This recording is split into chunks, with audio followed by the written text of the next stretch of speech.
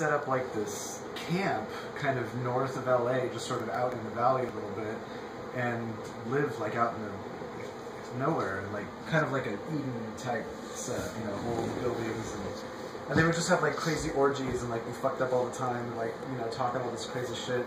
And then one day, basically, he just persuaded like all these women in his little group to go and like brutally murder this house full of people, this dinner party full of people, you know. And they totally fucking did. Like, they just, he stayed back at the camp, and like they just went out, and that was the famous, you know, Sharon Tate murder. And then they came back, and then the next day they went out again. And this time he came with them, and they killed, I think it was like a doctor and his wife in some fancy neighborhood. But they like splattered words on the walls and blood and like all this fucked up stuff. And that basically, what ended up happening is that sort of symbolically kind of, you know, made like, that went transition from like the end of the hippie, happy, you know, love flowing 60s into like this like dark kind of 70s, just like shitty era of our, you know, existence.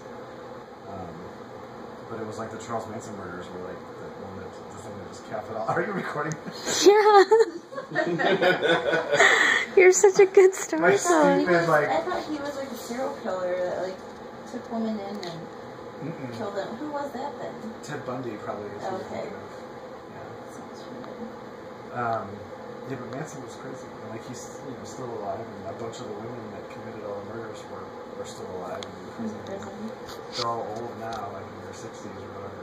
But it was just crazy because they were like super just calculated and creepy, like robots. You know, they just doing it. And, you know, I mean, it wasn't like they were shooting people; they were like stabbing people to death. And, you know, like who can do that? You know.